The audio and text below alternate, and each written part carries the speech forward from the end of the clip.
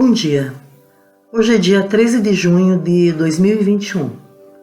Meu nome é Andréa e faço parte do grupo de trabalhadores do Centro Espírita Luz e Verdade e venho trazer a mensagem de domingo para dar continuidade às nossas atividades.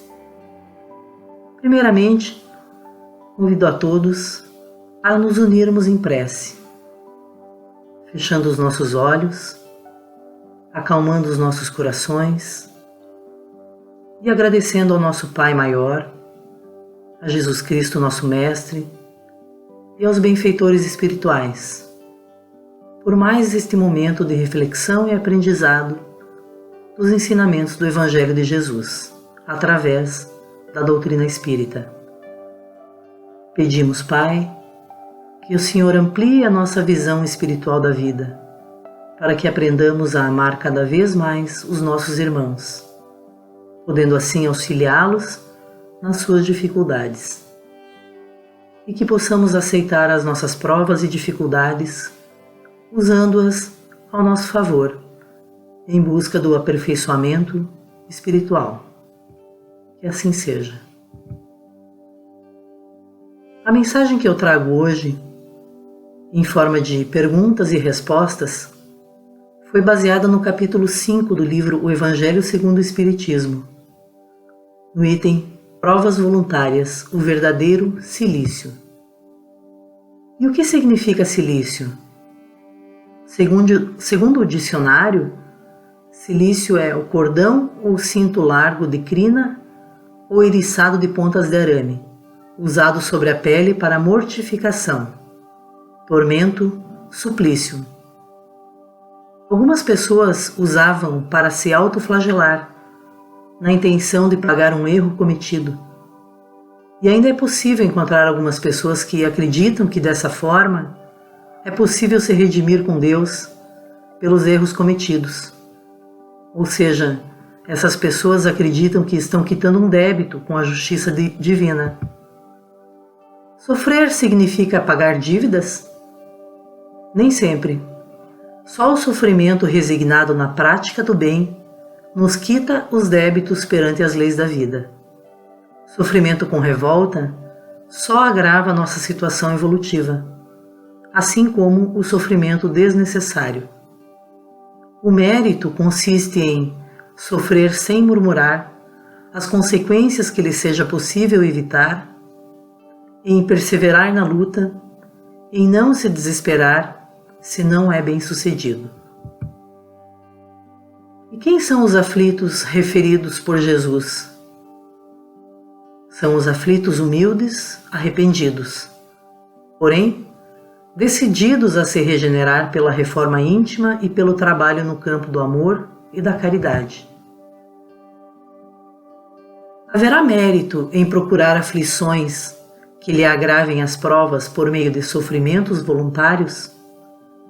Sim, há grande mérito quando os sofrimentos e as privações têm por objetivo o bem do próximo, porque é a caridade pelo sacrifício.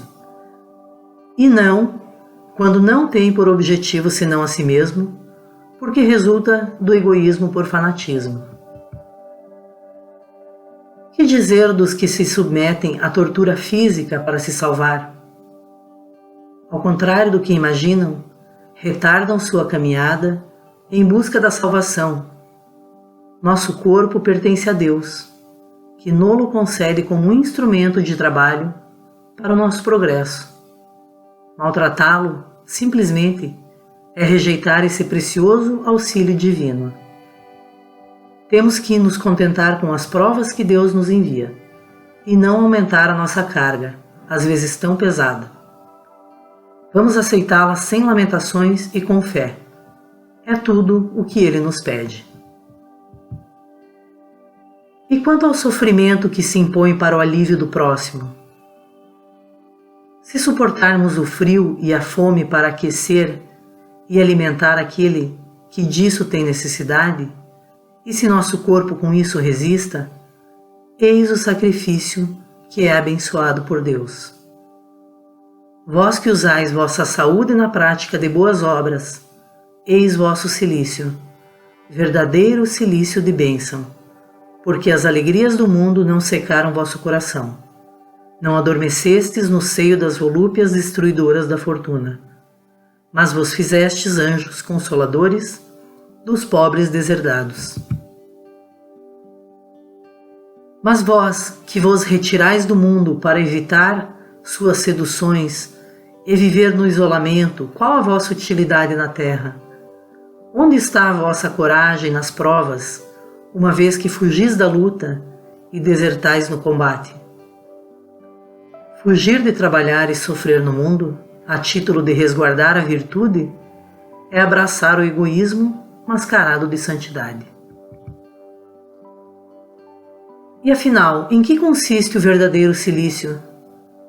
Consiste no sacrifício que fazemos, objetivando nossa melhoria espiritual, mortificando o nosso espírito e não o nosso corpo, combatendo o nosso orgulho, recebendo as humilhações sem murmurar, flagelando o nosso próprio amor, sendo duros contra a injúria e a calúnia.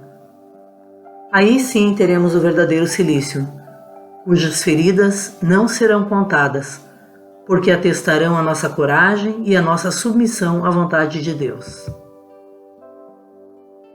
Finalizando, no Livro dos Espíritos, a pergunta 843, nos traz a seguinte reflexão.